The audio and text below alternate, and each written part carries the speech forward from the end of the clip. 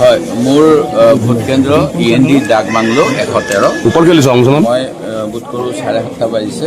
মই ভোটদান কৰিবলৈ আহিলোঁ আৰু ইয়াতে দেখিলোঁ যে ৰাইজৰ যথেষ্ট উৎসাহ আছে, ভোট দিবলৈ আহিছে।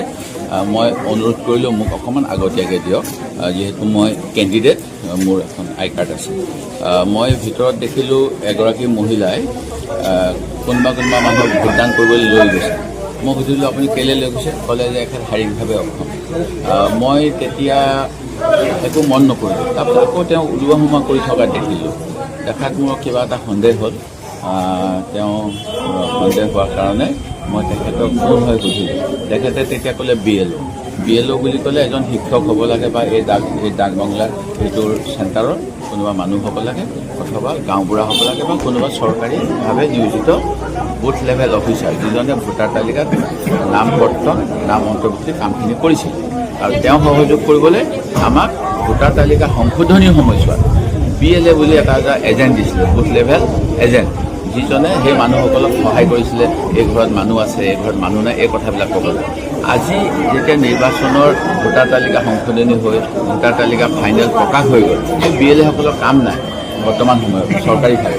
কিন্তু ইয়াত দেখা পাইছোঁ, মই যেতিয়া সুধিলোঁ, তেখেতক চেলেঞ্জ কৰিলোঁ, মণিকা দাস নামৰ এগৰাকী BJP আপুনি কোন? তেখেত ভুল চিহ্নিত এখন কাৰ্ড দেখিলোঁ। এই কথাটো একেবাৰে অনুচিত আছিলে, কাৰণ এই ভিতৰত মোবাইল ফোন নিব দিয়া নাই, দলীয় প্ৰতীক চিহ্ন ইয়াত অনাও নিষেধ। আনকি 100 মিটাৰ দূৰত দলীয় প্ৰতীক চিহ্ন থকা কেণ্ডিডেটক সহায় কৰিব পৰা অফিচবিলাক দিয়ে। সেই গতিকে 100 মিটাৰ ভিতৰত তাৰমানে পদুম ফুলক হাত আহিবই নোৱাৰে। এতিয়া তেখেতে কেনেকৈ একেবাৰে ভোটৰ মেচিনটোৰ ওচৰত পদুম ফুলটো ৰৈ আছে, সেইটো এটা ডাঙৰ প্ৰশ্ন। আৰু এনেকুৱা কাম যদি নাজিৰা সমষ্টিত হৈছে, মোৰ কিজানি 233টাতে এইটো হৈ আছে, মই নাজানো।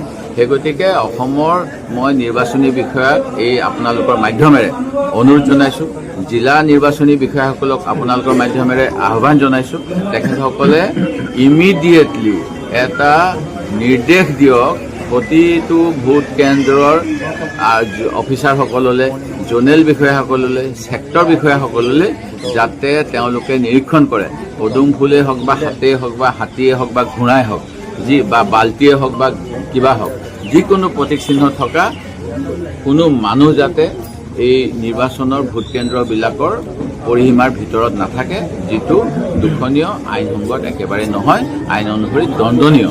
মই সেই গতিকে এই কথাখিনি মোৰ শিৱসাগৰ জিলাৰ উপায়ুক্ত, নাজিৰা মহকুমাৰ সমজিলা আয়ুক্ত, তেখেতে ৰিটাৰ্ণিং অফিচাৰো হয়, এছিষ্টেণ্ট, আৰু জিলা নিৰ্বাচনী বিষয়া, লগতে আমাৰ Anurag Goel chief election officer, আমাৰ সকলোৰে দৃষ্টিগোচৰ কৰিছোঁ, যাতে এনেকুৱা অন্যায় কৰি পেলাই